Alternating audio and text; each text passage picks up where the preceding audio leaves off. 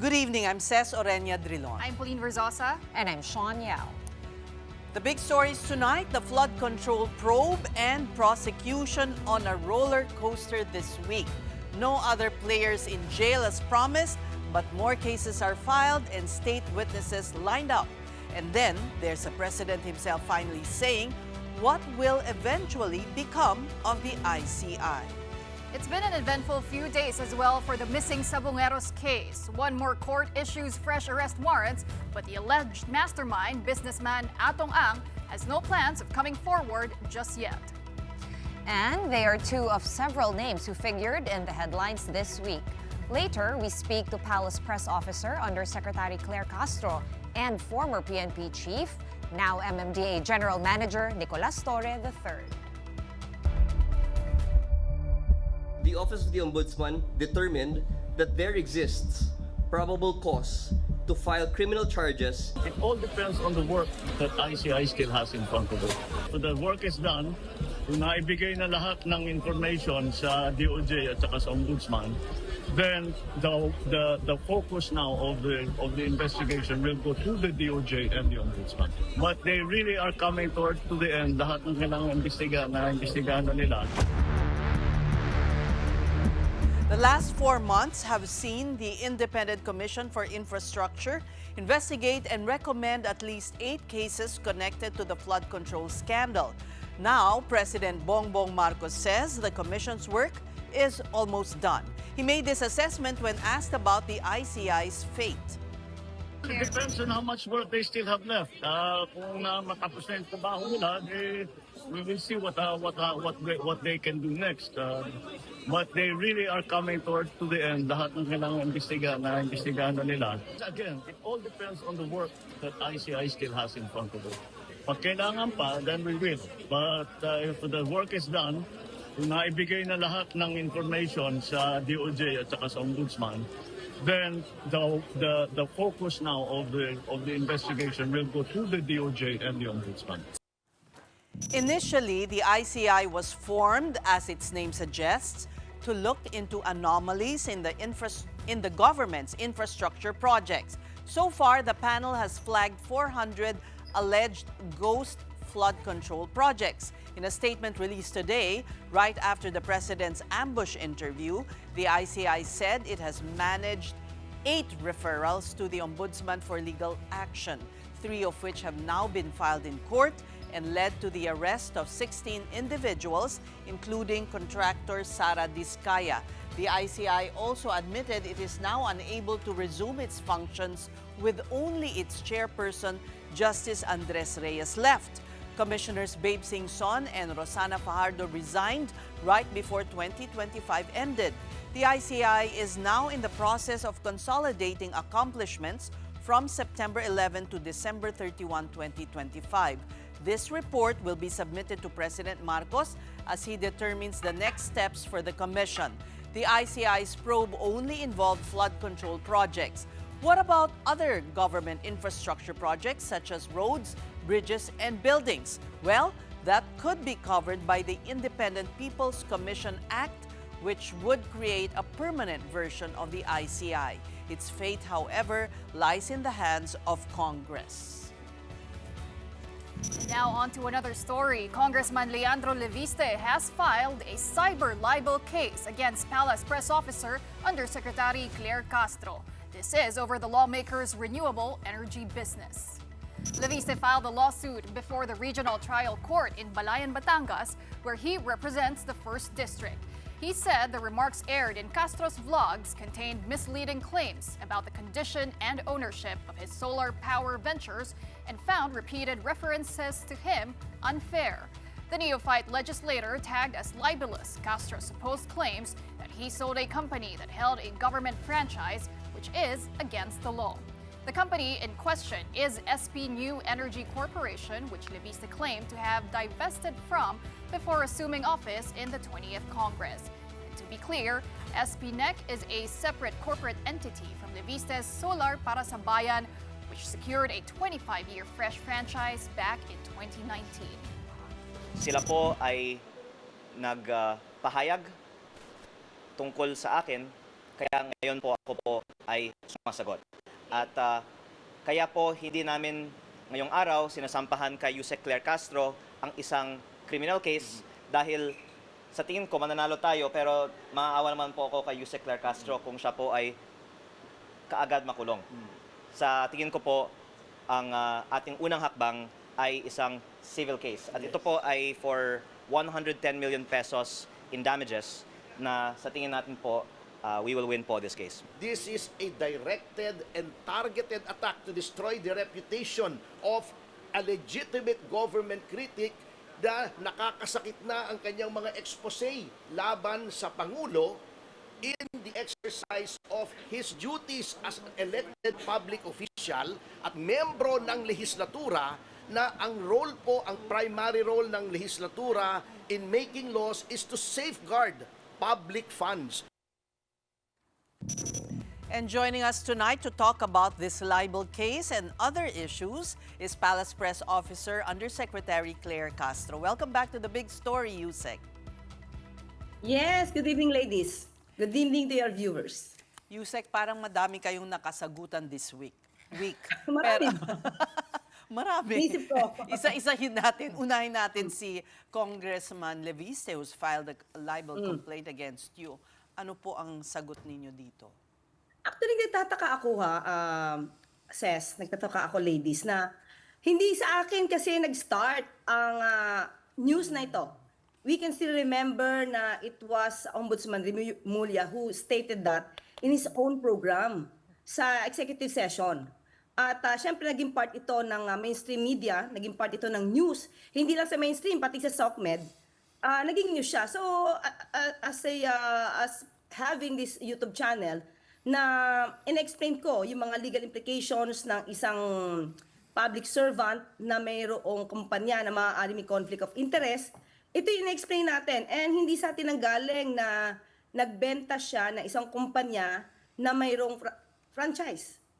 At di ba nagkaroon ako ng confusion, the second day, nag-explain ang Meralco Gen na yung kanilang binili from Congressman Leviste, ay hindi dependent sa franchise na meron itong si Congressman Leviste. So we also discussed that in one of my vlogs. So kaya imposibleng sabihin niya na ako yung nagbibintang sa kanya na nagbebenta siya ng kampanya na mayroong prangkisa. And on the third vlog na sinabi natin, it was him who admitted that he divested his shares dito sa solar para sa bayan na may prangkisa. He admitted that in one of the interviews.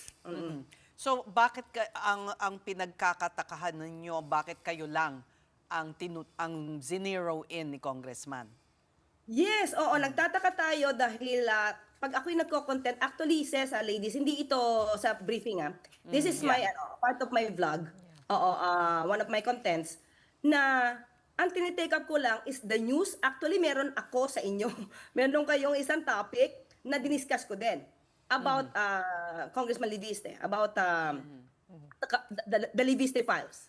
Do you So I find, took that up. if I may interrupt you, Sec, do you find that your blog may put your position, it may come into conflict with your position? Kasi you take Hindi. certain stances that is different from your job as a palace spokesperson or press No. officer. I don't think so. Kasi as a Filipino citizen, I can also brag my own freedom of expression. So iba yung tinitake up natin sa briefing at may disclaimer tayo dito sa aking YouTube channel. It's my personal thought. It's my personal take. So I don't think at hindi ko kino-compromise ang Pangulo dito, Palasyo or Malacanang. Meron din po kayong kutsa kay Baguio City Mayor Magalong. Ano po ba yung issue doon? Saan doon? Maraming issue doon. Saan doon? Wait. Ang latest, ang pinaka-latest, if I can still remember, it's about, he said sinungaling, apogi, si Secretary Ted Herbosa sa isang interview referring to Hindi na guarantee kailangan, letter. yes, hindi na kailangan ng letters. Oo. Kasi nakasama namin si Secretary Ted Herbosa sa isa naming briefings. So, he mentioned na yung guarantee letters since yung DOH hospitals with regard to basic accommodations or ward, free po yan. Free po yan. So, walang kailangan, zero balance billing yan. So, there's no need for guarantee letters. Totoo po yun. Maraming nag-a-attest to that, na hindi na kailangan ang guarantee letters. So, nung sinabi niya na hindi totoo at sinungaling si Sected Herbosa, alter ego po ng Pangulo yun at programa po ito ng Pangulo at ito po yung gusto ng Pangulo na mawala na po yung mga politiko. So, nung sinabi niya po, the word is malutong na sinungaling, papogi, yun po yung natanong sa atin sa briefing. So, kaya natin na diniscuss ito because totoo naman po yung sinasabi ni Sected Herbosa na kapag ka po sa DOH hospitals, basic accommodation, dapat clear po tayo na basic accommodations, zero balance billing po yan. So, hindi kailangan yung guarantee letter na sinasabi po niya. So, kung may guarantee letter man ang sino man, at ito'y tinanggap ng hospital, yung pong nag-guarantor, yung guarantor mismo, yung magawa ng guarantee letter, dapat pondo nila ang gamitin. Hindi po pwedeng pondo ng DOH o ng gobyerno. So, kanila po yun. Halimbawa, nagkaroon ng guarantee letter si Mayor Magalong sa kanyang syudad, dapat pondo po nila yon. Hindi niya pwedeng iasa yon sa DOH funds. Okay, yun nga naman talaga yung sinabi at in-explain sa atin dito no sa show na ito ni Secretary Herbosa. Pero ano namang update Yusek Claire doon sa nagpa-blatter kayo against Trixie Cruz Angeles and Ahmed Paglinawan? Are you planning to take that further and actually file a case or hanggang doon na lang? Pinag-isipan ko talaga kung magpa-file ako. Kailangan ko lang kasi talaga na ito'y ma-report kasi sabi nga natin, whatever happens to me, at least meron taong pwedeng pag-unahan, no? Yung unahin yung pag-iimbestiga. Hindi naman po kasi biro yung sinabi sa akin eh. Hindi biro yung kinontent nila at ito'y isinapubliko pa. Ang sinabi kasi, kung ilalaglag ka ng humans mo, appendix and coccyx mo lang ang walang latay sa pinaggagawa mo. So, ibig sabihin, inner ano yun, part ng body yun eh. So lahat ibig sabihin, mula ulo hanggang paa, lahat yan latay. Pero nag-explain naman po sila after na hindi naman po nila intent ito as a personal threat. Will that change your mind? Nagawa na nila yun eh. Nung hindi pa ako nag-report sa NBI, wala naman silang binabawi kasi I even made a content on that. Sabi ko, magpapablatter ako, pero hindi. Sinabi pa nila na parang, bakit ikaw kapag kami sinasabi ka sa ibang opisyal, ganyan-ganyan, di ba? Pero iba po kasi yung freedom of expression na ikaw yung bumabati ko sa opinion ng iba, nagre-react ka. But the threatening remarks, hindi po siya sakop ng freedom of expression. Hindi po pa parang balat sibuyas kayong mga government officials like nag-file ng case si Congressman Levice against you against Trixie. Hindi ba parte po yan ng trabaho ninyo na kayo ay nakikriticize, kayo ay napupuna? Na okay lang sa akin mapura. First time ko itong magpa-record. Record pa nga lang to eh. Hindi po ako nagpa-file pa ng case. Although I was asked to sign a complaint sheet para may record. But wala pa po akong pinafile. I just have to report this matter because it concerns my security. So, mahirap po yun. Iba po kasi yung usapang, mali ka sa opinion mo, ganyan. It's okay with me. It's fine with me. Pero yung bantaan ka, hindi po yun pagiging balat sibuyas. Kasi, kahit nga po ito po, maski na po ang Vice Presidente, sinasabi niya, tinethreaten siya. Pero she was being asked, where's that report na ikaw tinethreaten? So if you do not have any report, parang wala kang credibility pag sinabi mong tinatakot ang buhay mo. So I have to do this for my own security and protection. So Yusek, pagdating dun po sa libel case na sinampan ni Congressman Leviste, are you also mulling to file your own counter charges like libel in relation dun sa mga nasabi rin po niya tungkol sa inyo? I haven't read yet, no? I haven't read yet the complaint. Di ko alam kung saan yung hugot niya. Kasi lahat naman ng kinontent ko, it's because of his own admissions and the statements made by Ombudsman Rimulya and Secretary Garin. So lahat naman dun galing eh. So I have to check, but definitely I will included in the And the answer will be compulsory counterclaims. Naawa daw siya sa inyo kasi sana criminal case. Ginawa na lang niyang civil case. Salamat ha. Thank you so much. Pero on to Palace Matters, Yusek Claire, kanina nga no, nagbigay ng pahayag si President Marcos. Ang sabi niya, medyo parang papunta na nga sa winding down talaga na confirmation that the ICI is winding down. Can you confirm this? Yes po, kasi yun naman din po ang nakalagay din po sa Executive Order 94. Pag meron po kasi ditong sunset clause, and I will have to read na lang po, and I quote, "The ICI shall be rendered functus officio upon the accomplishment of the purposes for which it was created or unless sooner dissolved by the President." So, inamin naman po ni Sec. Babe Singson, inamin din po ni dating Commissioner Fajardo, na yung kanilang functions po ay natapos nila. Ang kanilang mandato, yung kanilang yung task nila ay natapos nila. So, ngayon po, marami na po mga documents, marami na po mga statement, mga affidavit na naisubmit po sa ICI. So, yan na lang po ay inaaral kung meron pa po ba silang ma-evaluate na dapat na for filing sa Ombudsman and DOJ. So, if ever po, natapos na po talaga sila, nandiyan pa rin naman po yung Ombudsman, nandiyan pa rin po yung DOJ, at sabi naman din po nila, patuloy, yun naman din po yung mandato ng DOJ sa Ombudsman. Patuloy ang pag-iimbestiga nila with regard to these anomalous flood control projects.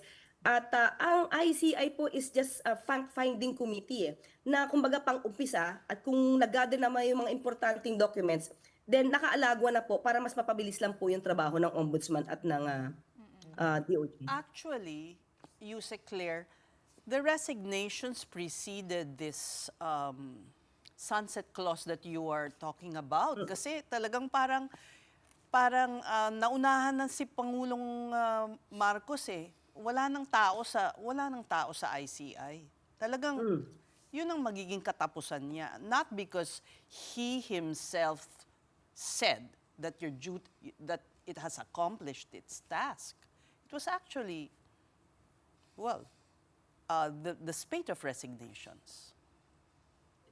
Because these people po, the two commissioners, they're done with the jobs. They're done with the task.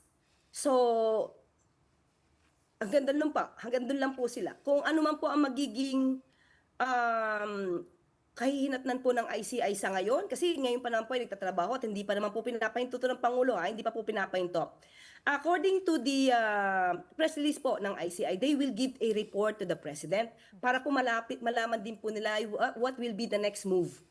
So they said that they will consolidate all the reports and then submit it to the President. Well, one of the reasons... Siguro pag nasubmit na po nila... Ma'am, one of the Go ahead po. reasons na nag-resign si dating Secretary Babe Singson ay dahil walang suporta, walang pera, walang support na binigay dun sa ICI. Meron pong financial support po. Meron po silang budget. According lang po sa DBM, meron lang po kasi mga records na dapat na kumpleto ang ICI para po maibaba yung pera sa kanila. I think more of Yusek yung ano po yung sorry to interrupt no, pero I think it's more the teeth, yung pinagsasabi yung mga powers of contempt, power para magganito ganyan. Okay. More of that po yung hindi na ibigay. Kasi yung budget, you're right, lumabas naman po. Hindi, kasi ganito yan. Kasi fact-finding committee sila. Ang function nila talaga is very clear sa Executive Order 94. Recommendatory lang sila. Hindi po talaga sila investigative body. So in other words, fact-finding sila. So hindi po kailangan ng contempt power. Dito sa batas nila, dito sa Executive Order. Kasi meron tayong mga investigative bodies, let's say may PNP, may NBI. Di naman po din sila kapag hindi pumunta po yung pinatawag na tao, yung mga kino-complain, at hindi pumunta, hindi po naman yan kino-contempt. So anong repercussion?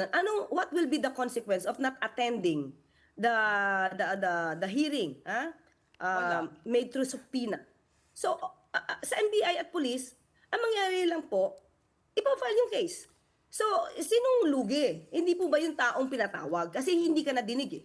You are given a chance to be heard. Yeah. So, ang mangyayari po, magiging one-sided lang po yung kwento. So, it is their loss. Kasi, kung wala ka palang kasalanan, pero hindi ka pumunta, at ang naibigay lang ng mga documents will be against you, so, the ICI will definitely recommend the filing of the case sa Ombudsman and sa DOJ. So, it's up to DOJ and Ombudsman to look into if there is a reasonable certainty of conviction for the filing of the case or for the recommendation of the case, And filing of the case to Ombudsman and DOJ.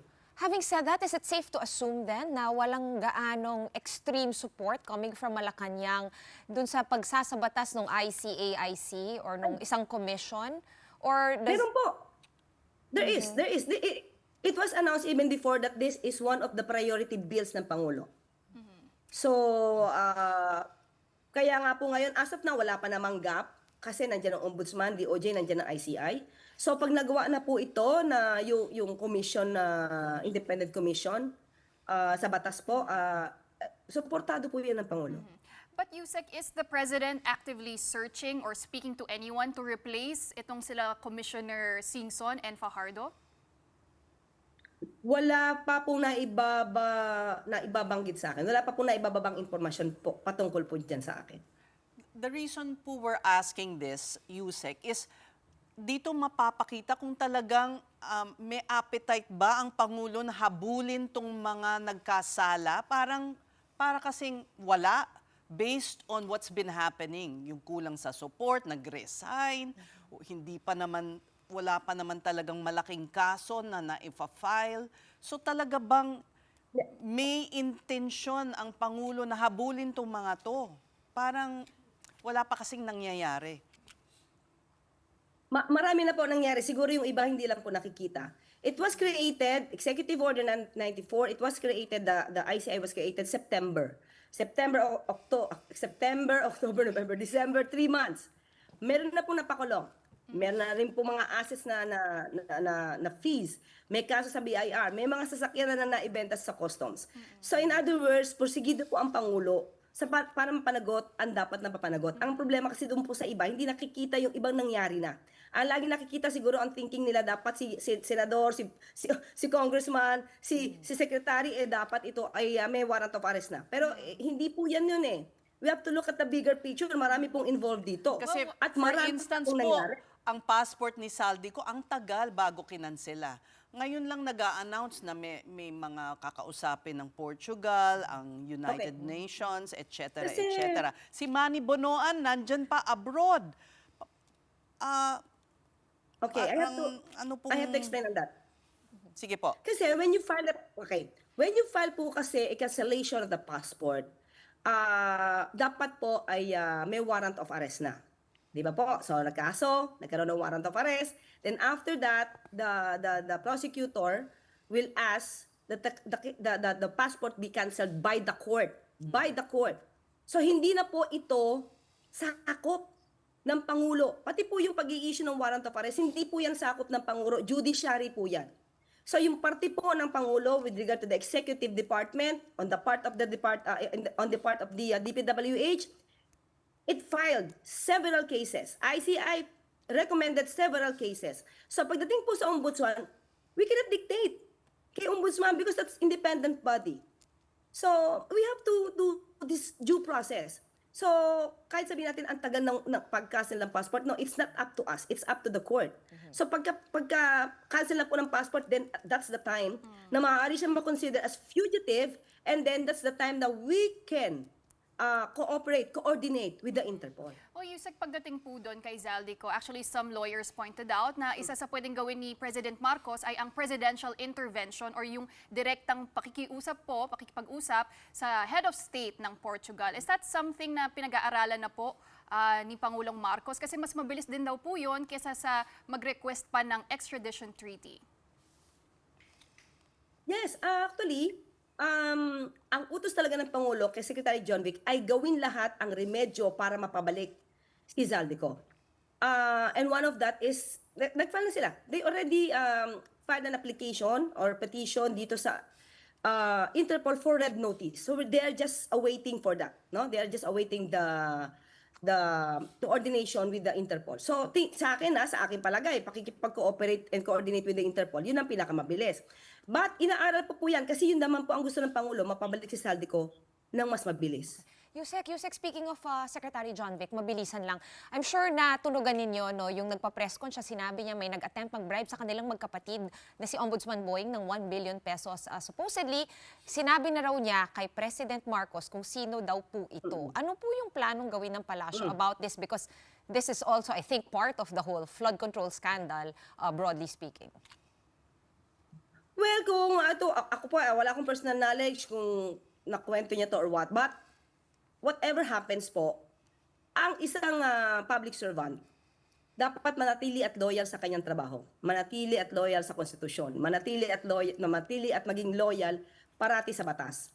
So definitely, kung ito'y naganap sa kanya, tama lang po na tinanggihan niya dahil mas kailangan po ng tao yung pagsisilbi niya para sa taong bayan, hindi para sa iilan na tao. Pero hindi po At, hindi ba dapat kasuhan yung nag-bribe? Yes. Kahit hindi tinanggap? Yeah, okay. Ganito po kasi yan eh. Meron kasi mga pagkakataon, sabi ko nga wala akong personal knowledge po May mga pagkakataon, in general perspective po tayo, may mga pagkakataon na may magpapaywatig lang, uy, si ganyan, parang gusto kang lagyan. Di ba? May gano'n eh. May gano'n ano yung pahaging? Paramdam. Paramdam. So, if that would be the case, you cannot file anything. Unless na-entrap mo. Unless there is entrapment. So, unless there's no entrapment, it's just pahaging, maybe, you know for a fact, personally, you know that he has the capacity to do that.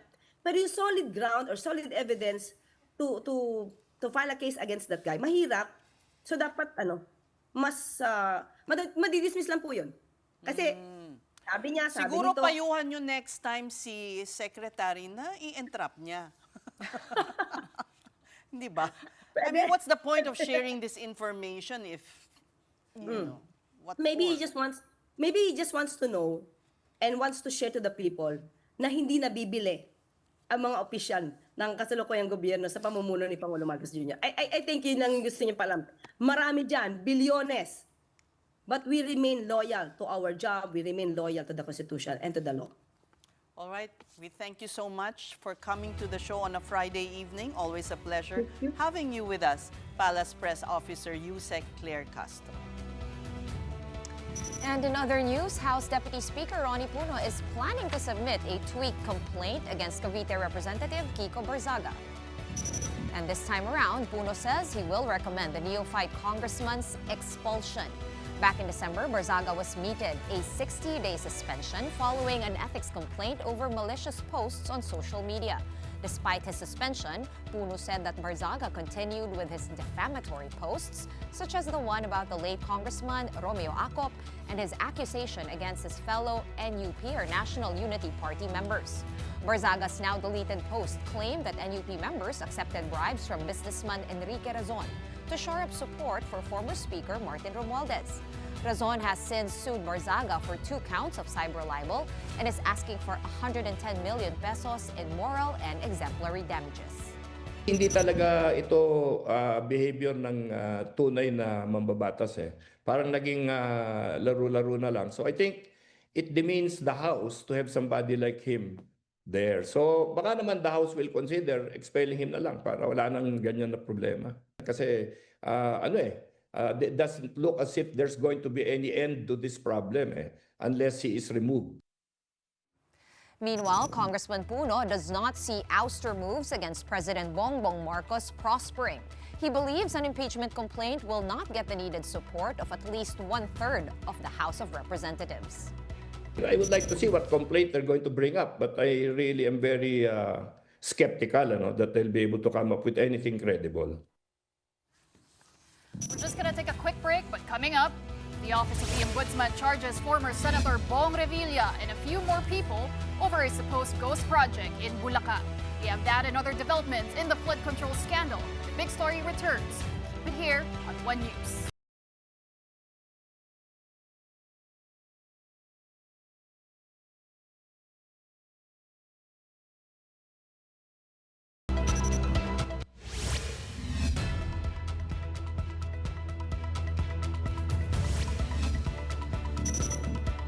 watching The Big Story here on One News. More charges are filed over the flood control controversy, which now includes former Senator Bong Revilla. The fresh batch of complaints comes just days before the Senate Blue Ribbon Committee resumes its inquiry on the scandal. Mobile Journal Merimon Reyes reports. Before the Sandigan Bayan, the Office of the Ombudsman has filed fresh cases over the still unfolding flood control project scandal. Charged with graft and malversation were former Senator Bong Revilla and 6 former officials of the DPWH Bulacan 1st District Engineering Office, including engineers Bryce Hernandez and JP Mendoza. This is in line with the 92.8 million peso flood control project in the town of Pandi, which supposedly turned out to be ghost or non-existent. According to the Ombudsman, these officials connived to pull 76 million pesos worth for construction of projects in Barangay Bunsuran.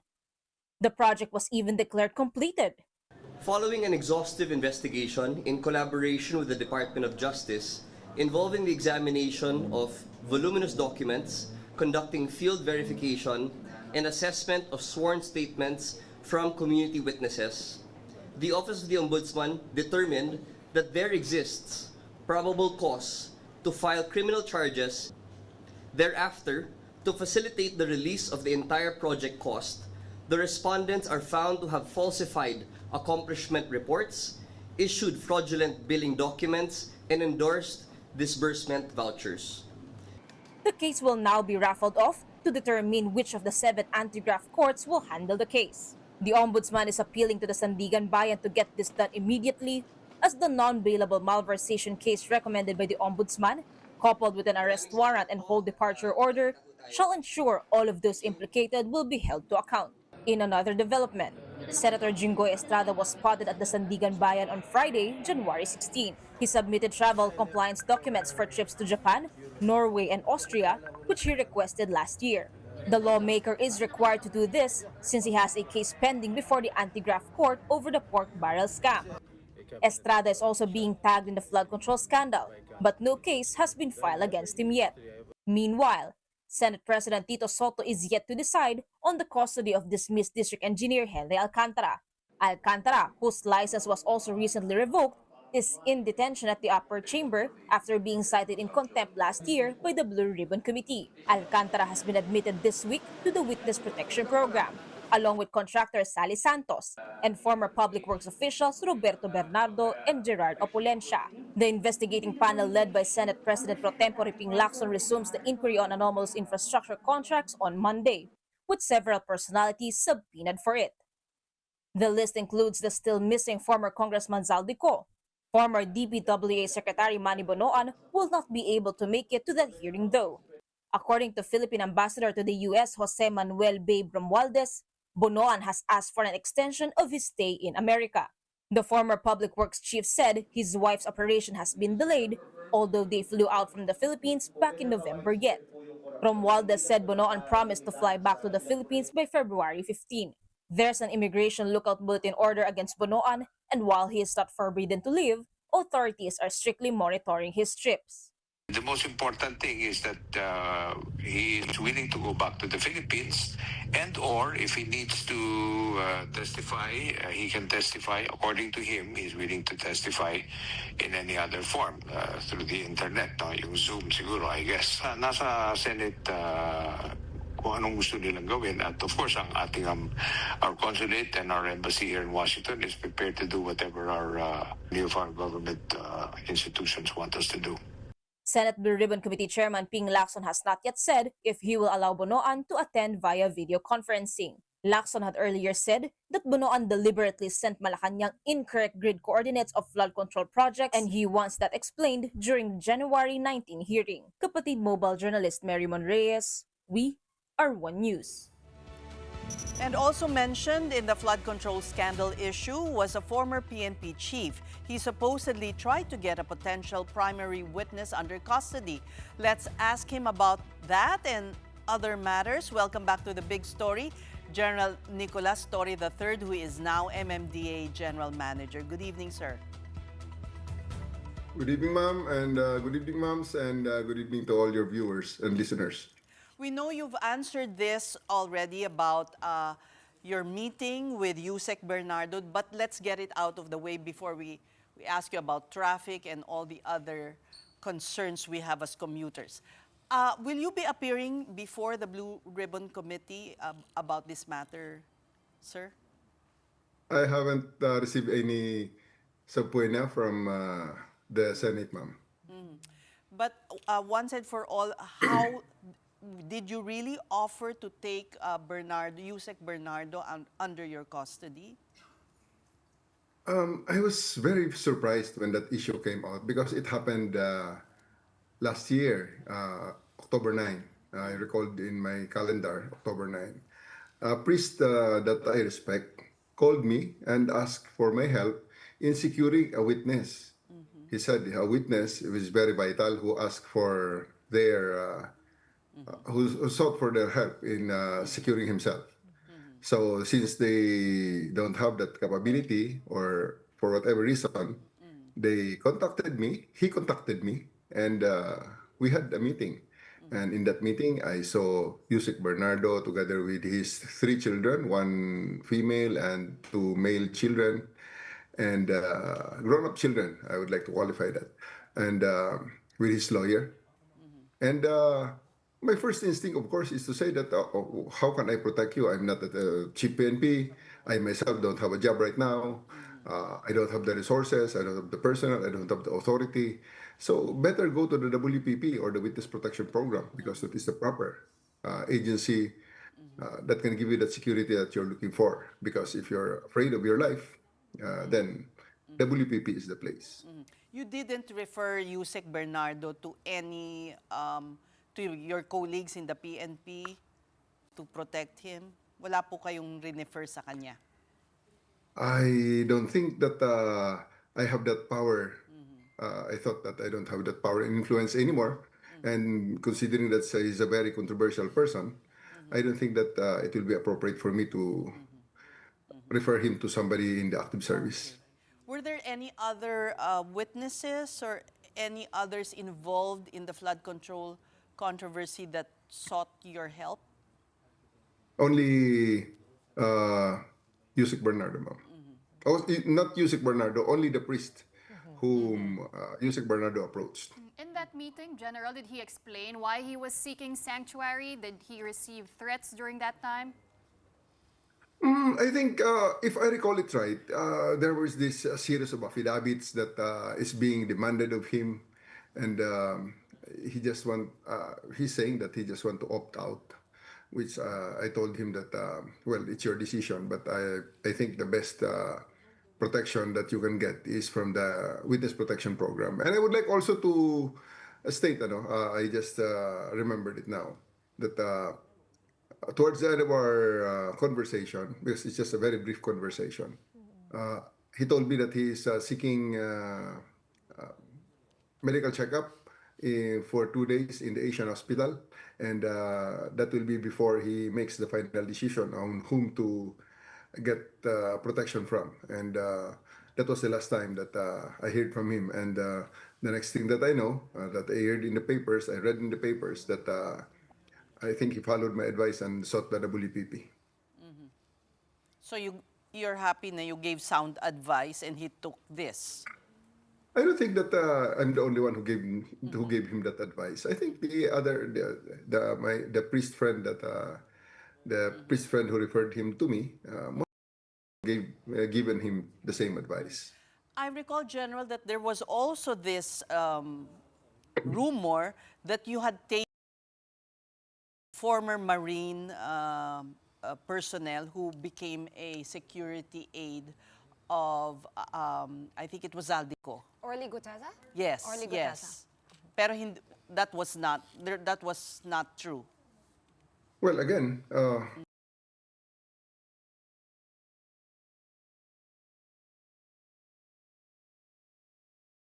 do such kinds of things, it will entail a lot of influence and authority and, of course, logistics to do such a thing.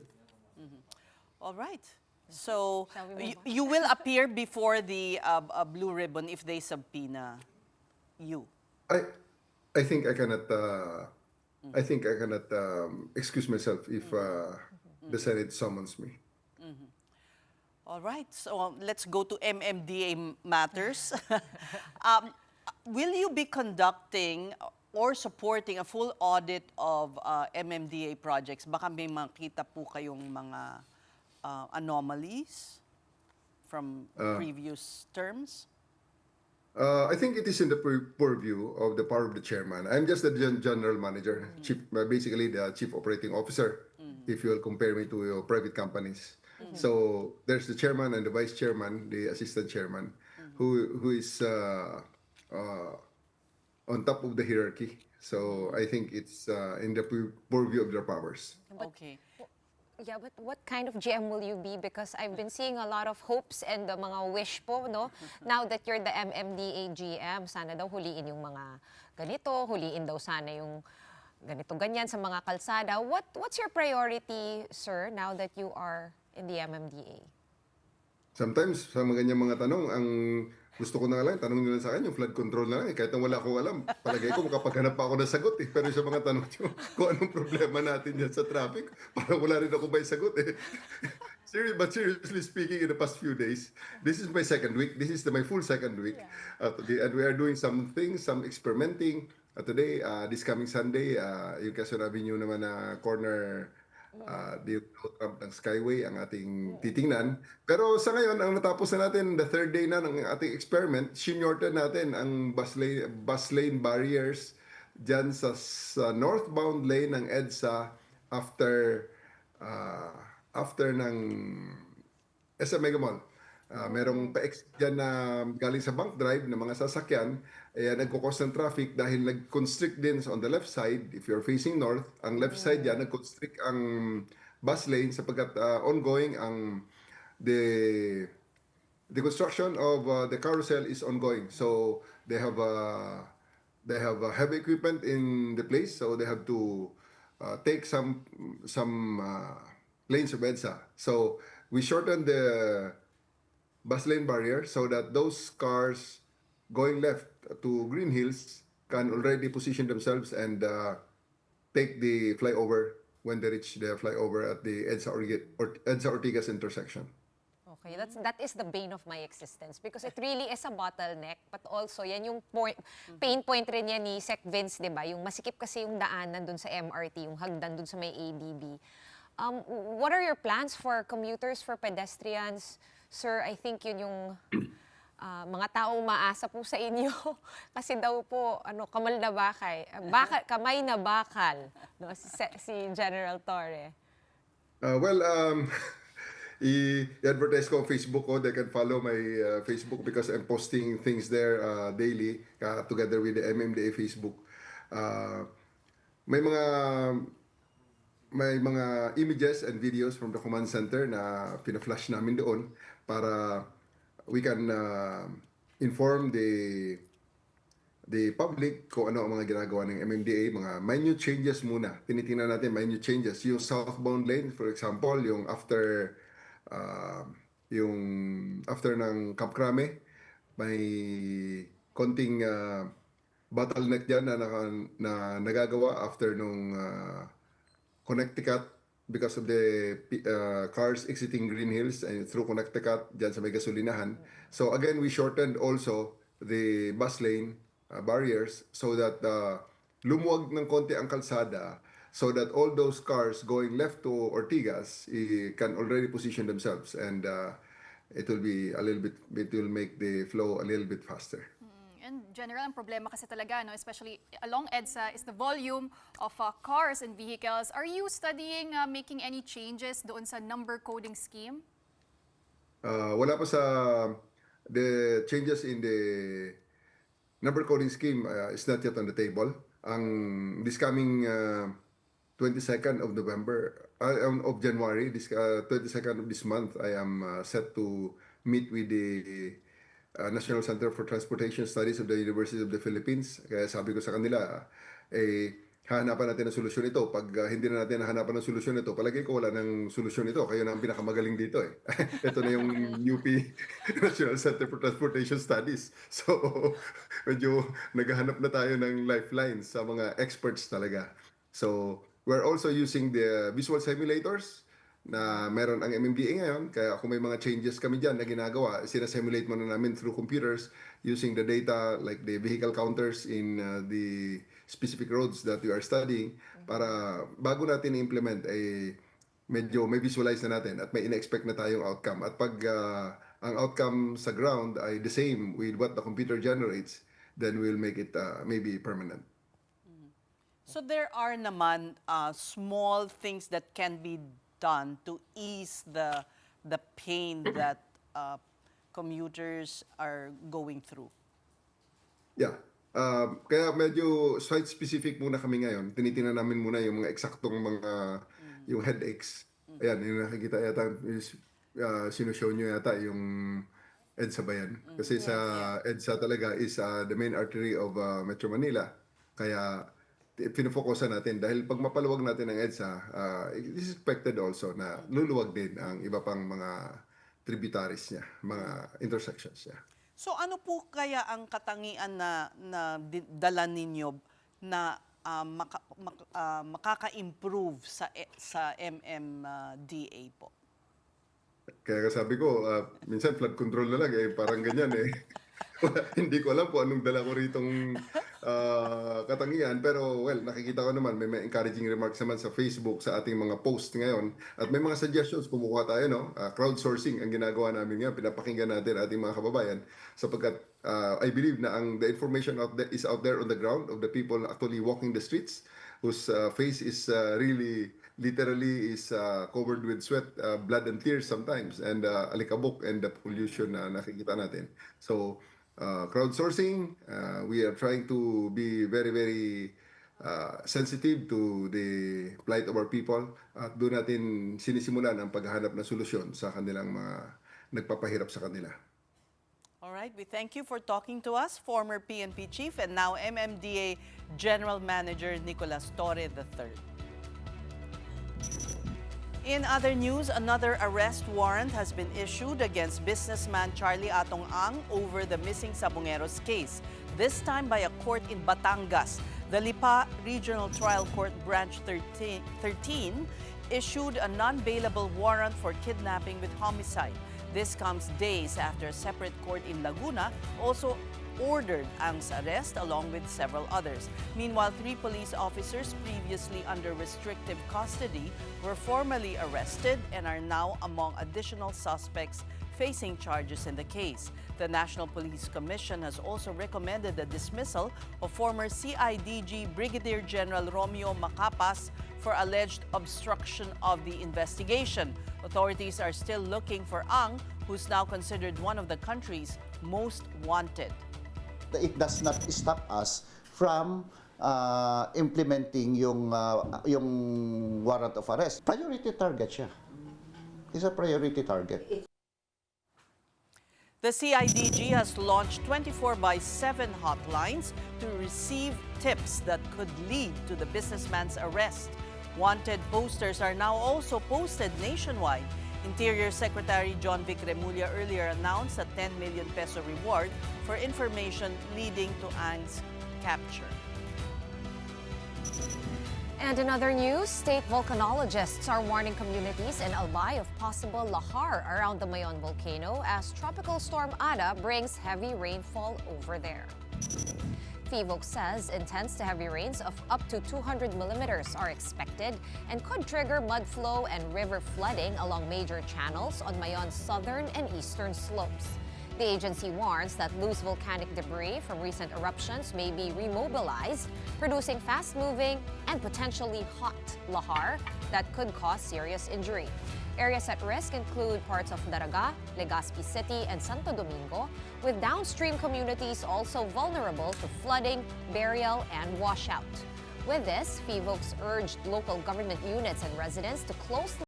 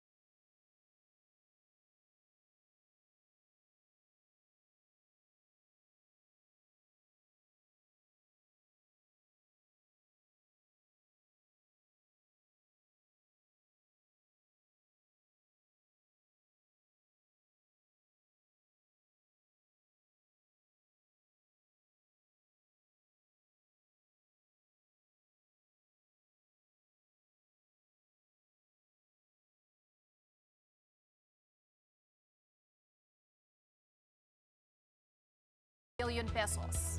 Meanwhile, several groups are projecting economic growth to slow to around 4.8% this year. That's below the 5.7% recorded in 2024. Still, officials stress the Philippines remains competitive as its 5 to 6% growth target this year outpaces regional and global averages. For the first quarter, the government plans to spend up to 250 billion pesos on infrastructure. It doesn't matter if the budget is lower. What's more important is that that money is well spent and spent wisely, because less money spent on productive and real concrete projects that really benefit the people are far better than projects with a higher budget that are not spent wisely. Moving on, the Manila Regional Trial Court has acquitted former Congressman Arnie Teves in the murder case of Negros Oriental Provincial Board member Miguel Lopez Dungo. The court granted Teves' demur to evidence, ruling that the prosecution failed to present legally sufficient proof. Teves remains detained as he faces other criminal cases, including the 2023 murder of Negros Oriental Governor Roel Degamo. And on to another development, Senator Robin Padilla has defended fellow Senator Ronald Bato de la Rosa amid criticism over his reported absences from sessions. In a Facebook post, Padilla said de la Rosa is not a, quote, police patola. He also stressed that a senator's performance should not be measured by office attendance, media exposure, nor grandstanding during hearings. The lawmaker's post also read, kasaysayan ang magpapatunay na hindi natutulog sa pansitan si Senator Bato. Senator De La Rosa has not appeared in Senate sessions since November 11, following reports that the International Criminal Court may seek his arrest. Happy weekend to everybody. That's it for the big story this week. Thank you so much for watching. TGIF indeed, Pawi. We are back here on Monday, though, at 8 p.m., and we will see you then. Just like that, half of January done. It was really fast. Yeah. January went by really fast. Kapatid, we are One News, all sides, all the time. Have a good night and have a good weekend.